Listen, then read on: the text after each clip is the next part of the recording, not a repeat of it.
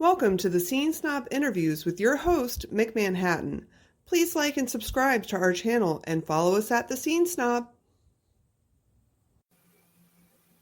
What's going on, everybody? Welcome to the Scene Snob Interviews. I am your host, Mick Manhattan, the Scene Snob, back again, and I have a very special guest joining me today. Actor Shannan Wilson is here. We're going to talk about our upcoming project. She just had one come out, Snow Babies, which is a dramatic turn and excellent movie. So I'm excited to talk to her about that. And then The Retaliators, Finding Christmas, and a new TV miniseries, Holston, based on the fashion designer's life. Welcome to the show. Thank you. Thanks for having me. Absolutely. Thank you for being on. I'm so excited to talk to you because you have a lot of projects going on right now, and that's what we need. I know, you're right about that. Absolutely. And so your new film, Snow Babies, came out in September. Yes. And it's dramatic. It's a very dramatic tale. I'll let you tell it. Give us the premise, if you will, and kind of how did that come about? Getting that role. That came out September 29th, and that I play the mother of a 16-year-old heroin addict who is a straight A student, great kid, Catholic school. We're just both hardworking parents, my husband and I, and we don't know she has a heroin problem. So it really touches on the epidemic that's going on in our suburbs, which I really was naive about until I did this film.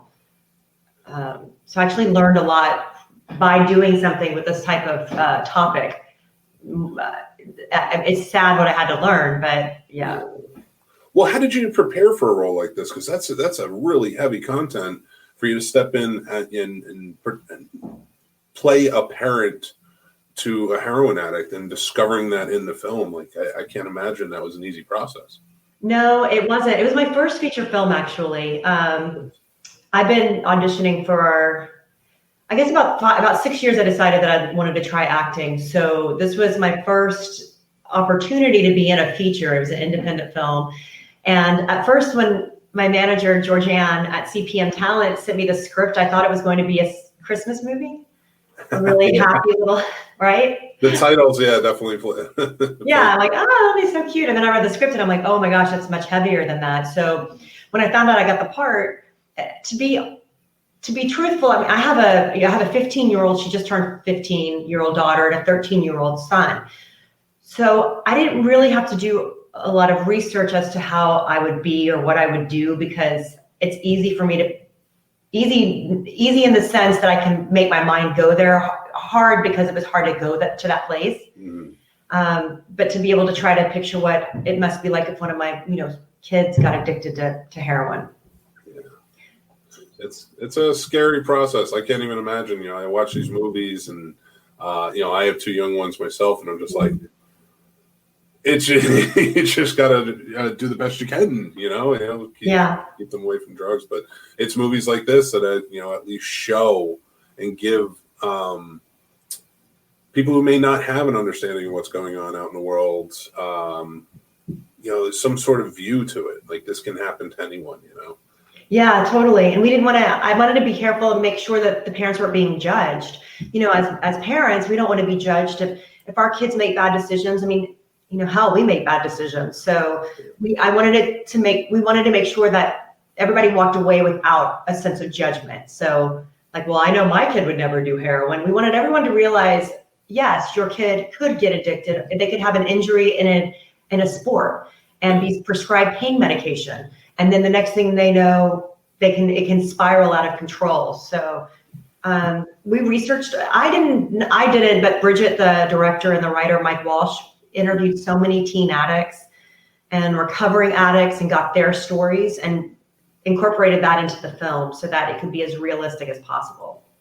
Oh, that's great. Well, that's a great thing to do because, personalizing like that, I'm sure, I know makes the difference because it's more realistic performance all around. Yeah. Well, the end of one of the parts was really difficult to film. And so to prepare for that particular scene, because you want it to be real, you're portraying parents who've actually been through this. So you want to be respectful to mothers who have actually had to experience this. So I would listen to Chris Cornell, like before this one scene, I listened to Audio Slave because it's so haunting and so sad. And so that really helped me get into the mindset on some of the really dramatic scenes that I had to do. Yeah. I mean, I can imagine. Absolutely. That's a great pull, especially to kind of help you reach that. So you said this is your first feature, and it's been about 5 or 6 years now that you've gotten into acting, and that's great. I mean, so what made the turn? How come you wanted to get into acting? Was it always a dream, or? Yeah, I mean, I think I always wanted, I mean, I used to try to make myself cry when I was a kid, and I was obsessed with the Academy Awards and film, and I would put on Fiddler on the Roof and make my poor little brother be in my plays. Like, he's like, I don't want to play, you know, Tevye again. And I'm like, you're going to play Tevye and you're going to like it. So I'm a bit lazy in a sense that that's a lot of work. So I found ways throughout my life to kind of, you know, do improv or do some print modeling or do some commercial work to where I got a little piece of all of that without going gung-ho and, you know, trying to be an actor. And to do anything well, you really have to focus on things. And I ran a business for 15 years and had kids, and I'm near New York. So I said, let me just see if I can do it. And my manager believed in me, and kind of the rest is history. That's really cool. And I'm glad you're doing it. And you have a lot of projects going on right now, and that's fantastic because you have 2 movies that you've completed that are in post right now, The Retaliators and Finding Christmas, which now you got your Christmas movie. I have 3 actually, but one I can't talk about yet. Oh, okay. All right. Well, when that comes closer, we'll have to have you back on so we can talk about it. So with The Retaliators and Finding Christmas, I believe they're coming out towards the end of the year, correct? Yeah, and The Retaliators is the same group of people from Snow Babies, same director, same writer. And I have a very small role in The Retaliators. In fact, I may have gotten cut from the scene. I'm not quite sure yet. But the Finding Christmas one will start shooting in December. And I get to play a South Philly mob boss. So I get to have an accent and, you know, wear the clothes and do the whole thing. So I'm really excited about that. That's awesome. So it's great that you get to play, you know, all these different types of characters. You know, so a South Philly mob boss. I can't even imagine. Yeah, the wife of one. Her name is Martina. So I'm going to have the gold, and I'm thinking Adriana Sopranos. You know, meet Sharon Stone from Casino. So I have it all in my head. Yeah, it's awesome. That's great. Yeah. And one thing that really excited me, I was reading that you were in a TV miniseries about Holston, the fashion designer. And that's, I guess, going to be a period piece, correct? Because it was the 70s he was. What was that like? How is that jumping into like a period piece like that? That we shot last week. I was on set. I'm still tired from it, actually. But that's beyond my dreams or expectations to be in a production like this. It's like I was just about to give up. I thought, you know what? I've gone on so many auditions, even though I've done Snow Babies and done other things. I figured, you know, I'll just stick with independent film. I'm not going to go into New York much anymore. And they say just when you're about to stop doing something is when something hits. And I booked Halston. We shot one day, March 12th, and then it shut down. And I thought, the one time, you know, it's also, you know, of course, everybody's going through the same thing. But at that moment, I'm like, God, I almost made it. So I was happy to see they're bringing it back. But I'm working with phenomenal actors. I mean, the actors and the wardrobe and the directors directed some of my favorite shows, Deadwood, which I love Deadwood, and some Game of Thrones. And it's just to be in that element with these people that have been doing this for this long, it's just cool. Well, so for something like that, though, like, I mean, what kind of mindset do you get in for? You know, you're preparing for your role, and it's the 70s, so you have to jump back into this whole world, especially a world of glitz and glamour of fashion design. Yes. What's that like? I can't even imagine. I mean, I would love to. I can't wait to see it, and I would love to, you know, experience that in a way. But you know, you're right there. You're gonna love it. Well, yeah, it's a Ryan Murphy production. So if you know anything about Ryan Murphy, oh yeah. With American Horror Story and Ratchet, I mean, you just know it's going to be unbelievable. And they handmade the clothes. I'm wearing vintage Halston, and then some of my. So once you get it Actually, fixed up that way, the clothes. I mean, I don't wear. Look what I'm wearing right now. I mean, but the to be surrounded by such talent with the wardrobe and the makeup makes you. oh, absolutely, I can imagine. And so with that, and Ryan Murphy especially, because I'm doing my research. I didn't even see that it was Ryan Murphy production. So you're getting great cinematography because he's always elaborate sets and beautiful colors and everything. Like I love just watching, like Ratched, watching that. I was just like, the colors blew me away. And this is like this because Pose was fantastic. His show Pose. So like I can't even, now you're going back to the 70s and you're doing a Holston who lived a very flamboyant lifestyle, for the time and just getting all caught up into it. So like that is so exciting. So they're filming that.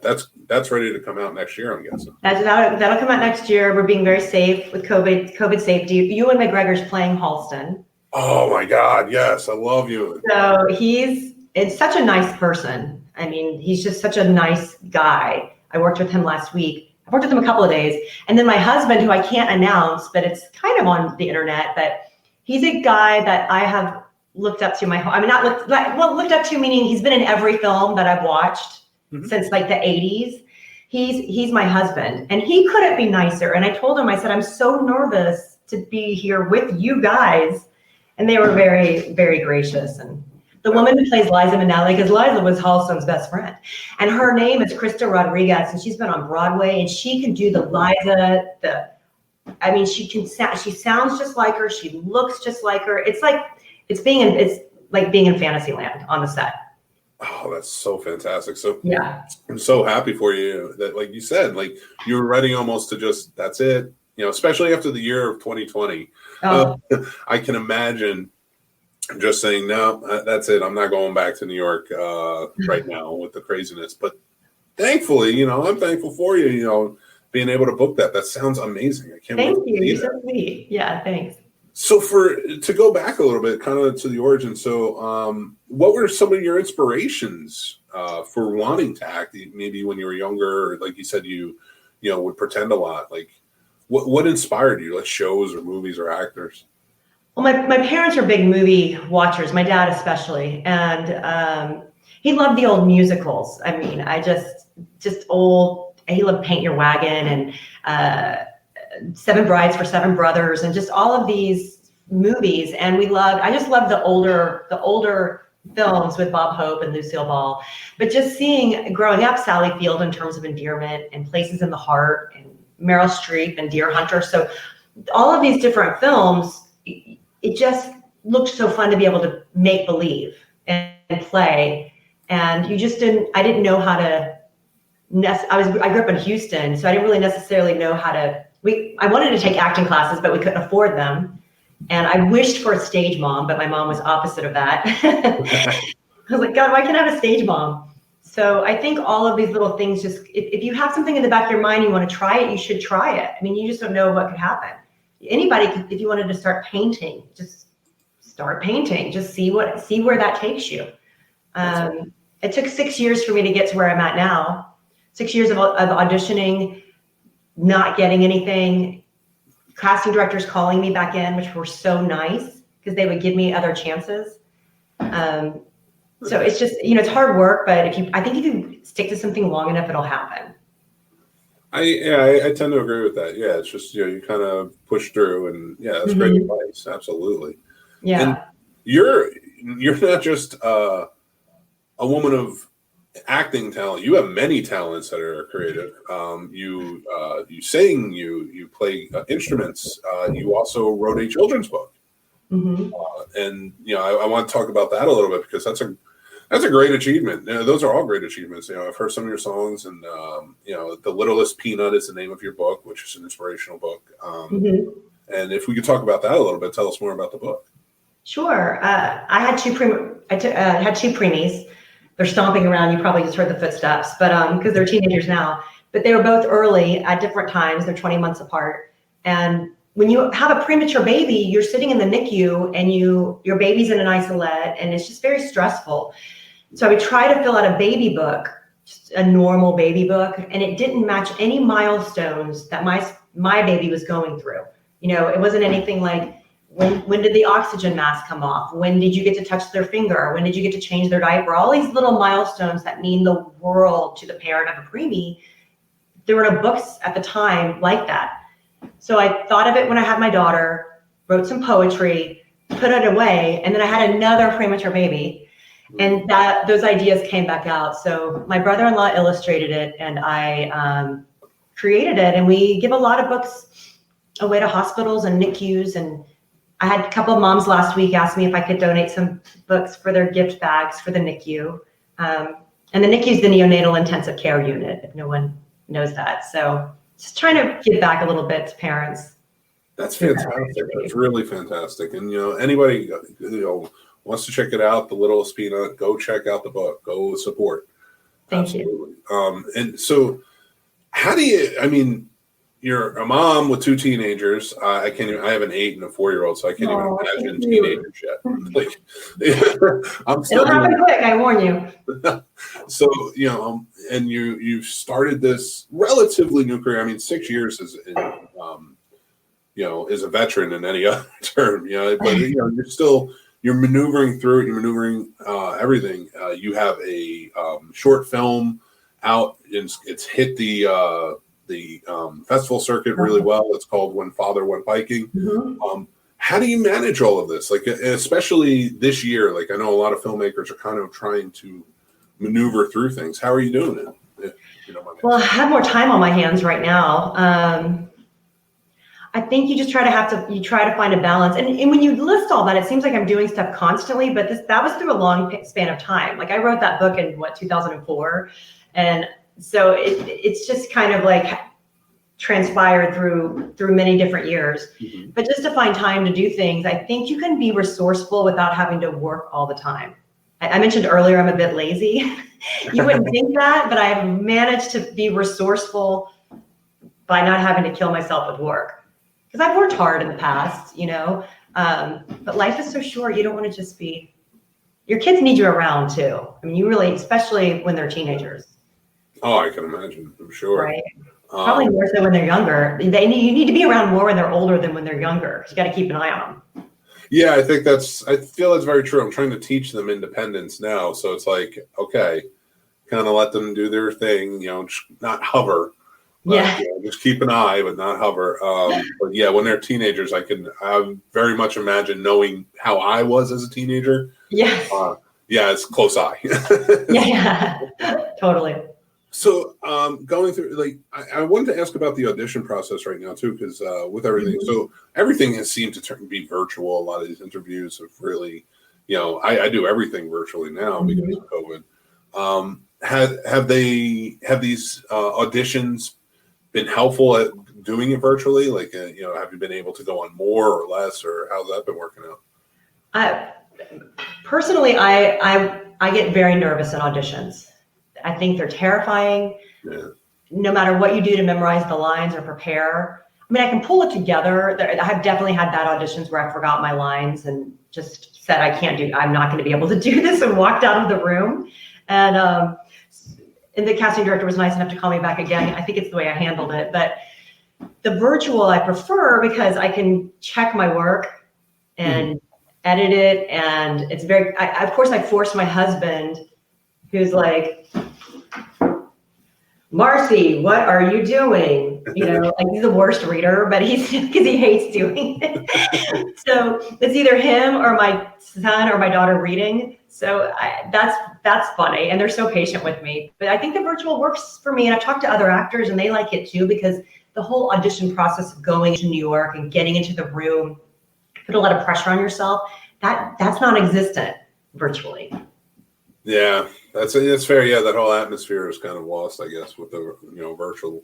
Although you don't get to meet them in person, so that's a hindrance, because you want to meet. You can feel someone's energy. Mm-hmm. You can walk into a room and they can kind of get your vibe, or you can get their vibe. That's lacking, even though you can still feel that through a Zoom call. It's not the same as how they carry themselves in a room.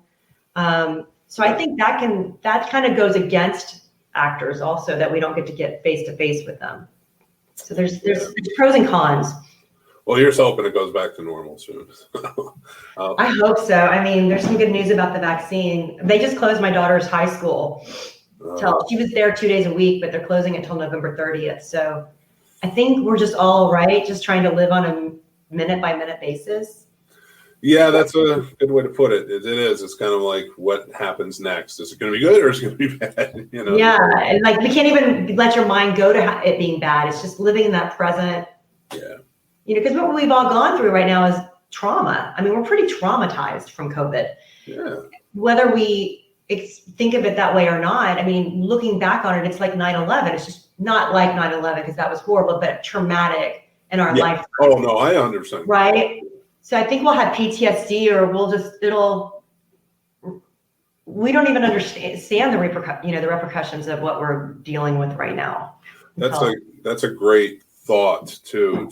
I'm glad you actually said that because I never even thought about that. What's going to happen after? Where do our minds go? Like, because you're going to have to call back to this because this is something that affects everybody. Yeah. From babies all the way up because, like even though with my 4-year-olds, he doesn't have any social interaction. He's never been to school because he was supposed to start this year. Oh, yeah. So he doesn't have that social interaction. There is nothing for him to do. We're just like the 4-year-olds can't come, Right. So, and that's such an important milestone for him. And he'll be okay down the road, but he did miss out on something that would have been cool.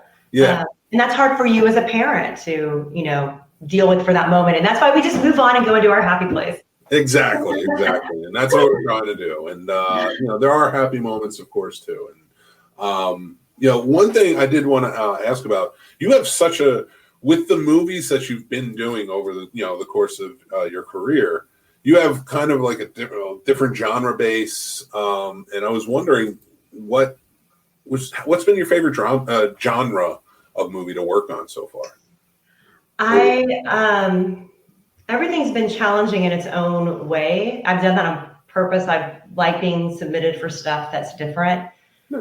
Challenging. I think this one for Halston was challenging only because I didn't audition for the part. I auditioned for a different part in February. Didn't hear anything back, and then they offered me the role of Bobby Mahoney, who I'm playing. So I didn't audition for the role. When you audition for something, you know what they liked. So you just go in there and do what you did in the audition. This one, I just was booked for 2 words, and then it turned into 2 episodes to other scenes to big scenes, to a big scene. So it went from, this tiny little role to a much bigger role, which was super cool.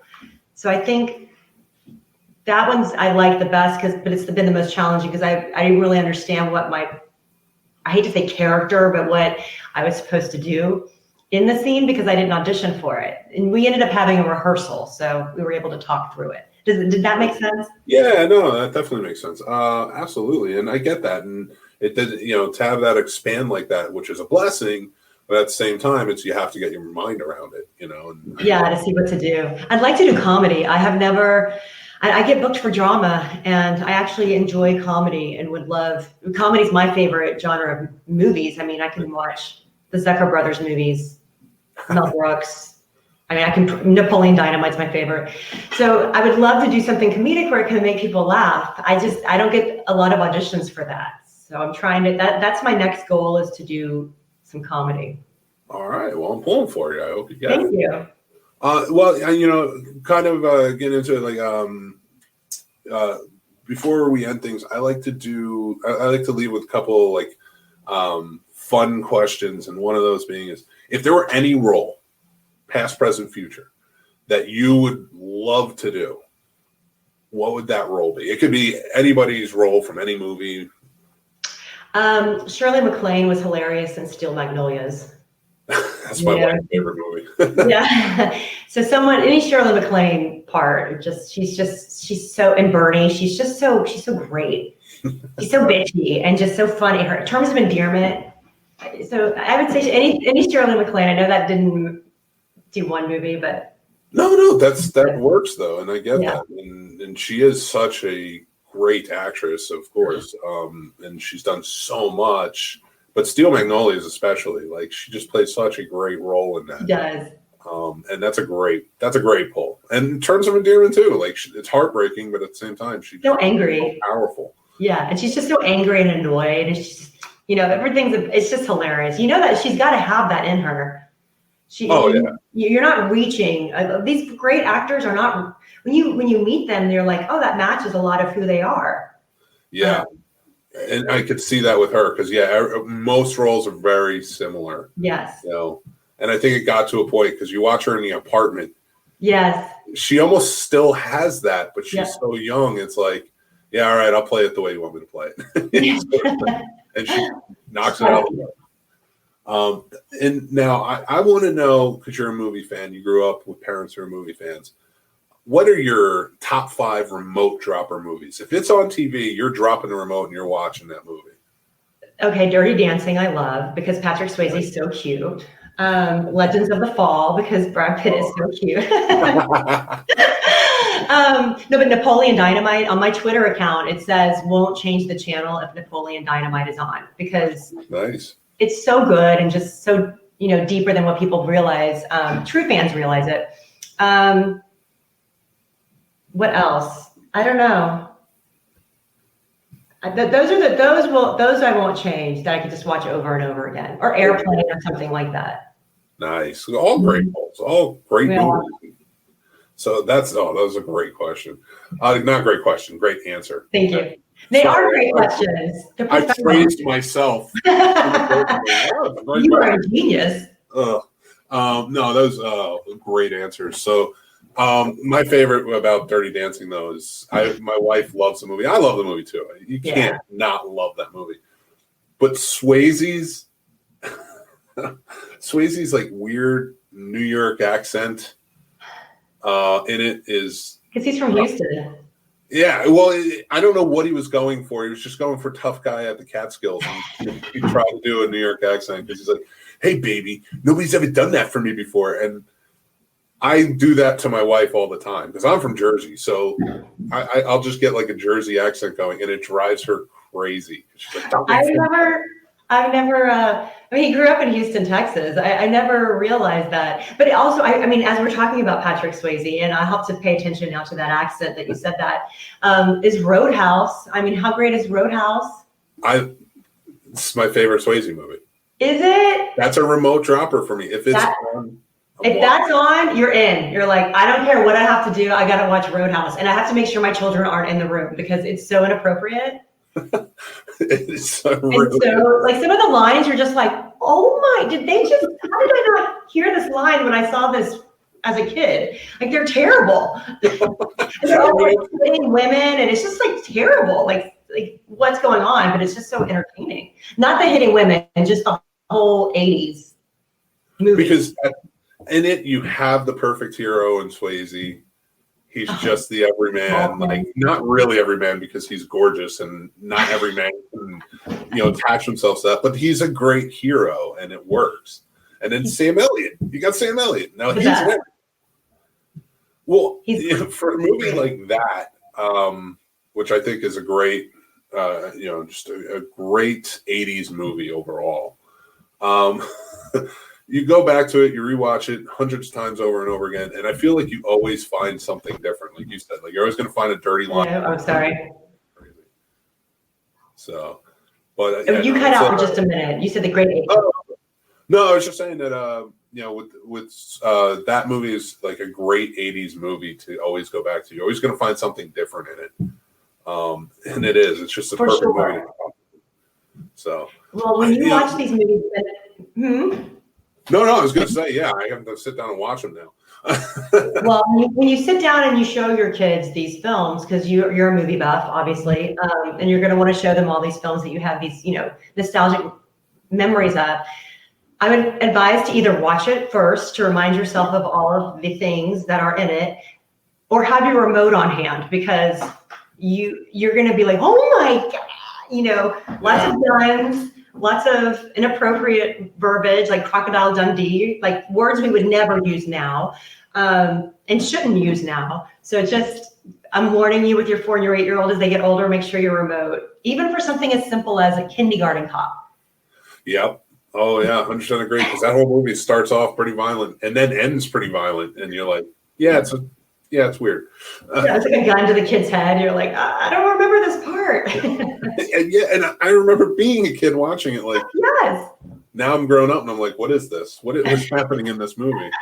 I'm guessing when we were younger, it was just a different time. We were like, oh no, it's fine. I get it. He's going to put a gun to the kid's head. Like, he'll turn out okay. It's going to end okay. You just had to be aware. Yeah. But yeah, no, that's a great point. I tend to let them, if they're going to watch something, we'll watch the TV edited version. Okay, that's good. That's smart.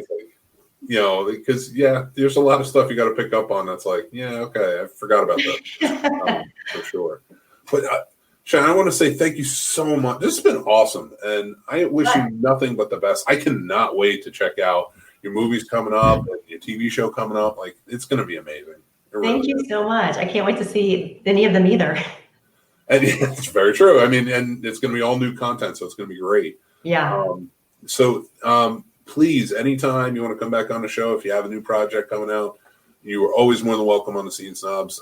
We'd love to have you. You've been fantastic. Thank you. I'll definitely come back. Once I can speak about the other one, I'll be happy to talk about it with you. I can't wait to hear it. And, thank you, everybody, for watching this Scene Snobs Interviews. You can always check out this show and all our other shows on thescenesnobs.com. Thanks, everybody. Thank you.